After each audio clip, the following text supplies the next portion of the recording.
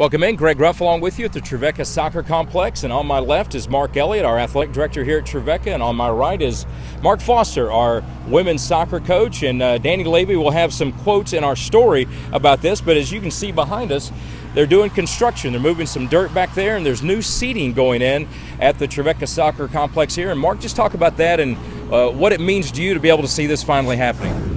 Well, you know, there's always projects, always ways of getting better, and one of the things that Mark and Danny have always wanted is a better seating arrangement for fans, to have a better fan experience over here. The students have always been, you know, they've enjoyed coming out, putting a blanket on the hill and watching the games. We never really had a good seating arrangement for fans, parents, grandparents, if you will.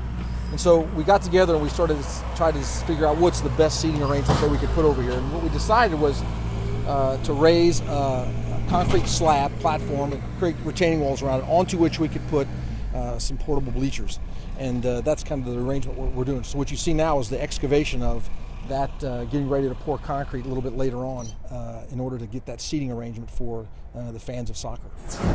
Mark Foster has been here for 10 years now. He came to play here came over from Ireland, played for Jeff Carr, and now a women's soccer coach. And what's it mean for you to see this going in behind us? It's brilliant. It's been a long time coming, so it has, you know.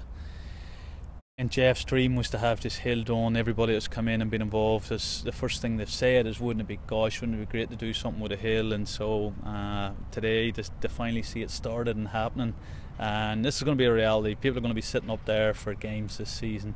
It's just brilliant, and it shows you a sign of the progression of the whole athletic department, that we're getting things done and the facilities are continuing to improve, you know. Well, when you look around the facility, 10 years ago when you came in, you've said before that the pitch looks really good at that time, but then the surrounding things weren't really there. Now we got a pavilion over here, got bathrooms, scoreboard, dugouts, and all that. Just talk about that as a coach and a player, as a former player and alum now, what it means to you now to be able to go out and sell that to the players and that you want to come in.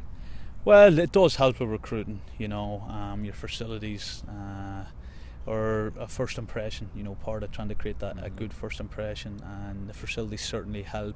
But going back to being an ex-player, just the pride and to know that the program is continuing to grow again is great for all the alums played on the men's and the women's program that have wanted to see this happen for a long time. So it's great for past players, it's great for the future players and the current players, and their families are going to get to enjoy it this season.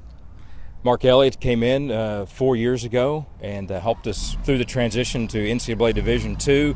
Facilities are a big part of that. They said you have adequate facilities, but you know that when we're going out to recruit, the coaches are going out, you really want to do what you can to allow the coaches to have the best chance to get the best athletes. Sure. Good begets good. Great begets great. And that's what we're after. We want to get better before we get bigger. And part of that better is improving the facilities, so that it improves the student-athlete experience, but it also improves the game environment for the people that come here and want to watch. When Mark was telling me earlier that when he came here, it was just a field, and the field was fine, but the experience of really being a quality Division II type program needed to get better. And so the fencing that brought this whole thing in, the scoreboard, the dugouts, you know, the bathrooms and the pavilion, all of that's good. We still want to have the best pitch we possibly can, because that's where the action goes on, but we also need to enhance the things that are around it, and so that's what we're after right now. Now that we've gone through the Division II transition, what do we focus our attention on next? And it's, again, internal changes to get better before we get bigger. So these are the things that we're after right now, is trying to enhance the student-athlete experience and then the fan experience. You've said before, Christian, scholar, athlete, it all goes in that, but one of the things that we need are partners to do this. That's something you're working with a guy named Mike Hamilton and the marketing folks and everybody here at Trevecca to try to lay the groundwork for people to be able to help us. Oh, you're so right. You know, new international goals that are on both ends of the soccer pitch, the fencing that goes around, the platform that we're building over here for the stands, those don't just happen. Yeah. It takes money, and it takes commitment by the university, the athletic department, and the coaches and the athletes in order to make that better. And so what we're doing now is we're going through all of our outdoor and indoor facilities saying, okay, what's our wish list? Where do we want to be in 10 years? and we're putting together a CAD drawing. We've got some people that are helping us with computer-aided design drawings that are going to say, okay, here's a wish list of the things that Mark Foster, that Danny Levy want at the soccer pitch, for example, and the scoreboard, the topper, the flagpole. We want to change some things and we're going to put a price tag on those, because we know that there are people out there that are willing to help, and they say, hey, I've got X amount of money, how can I help? Well, guess what? We've got a project for you that you can help us with, and here's how much it's going to cost, and here's what it is.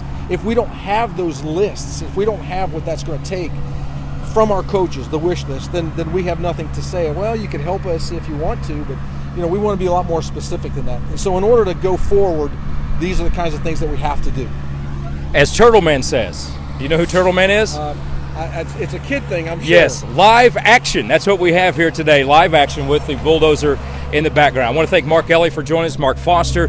This is what's happening out at the soccer complex. We hope you'll join us. Visit us at tnutrojans.com on Facebook and on Twitter for more information.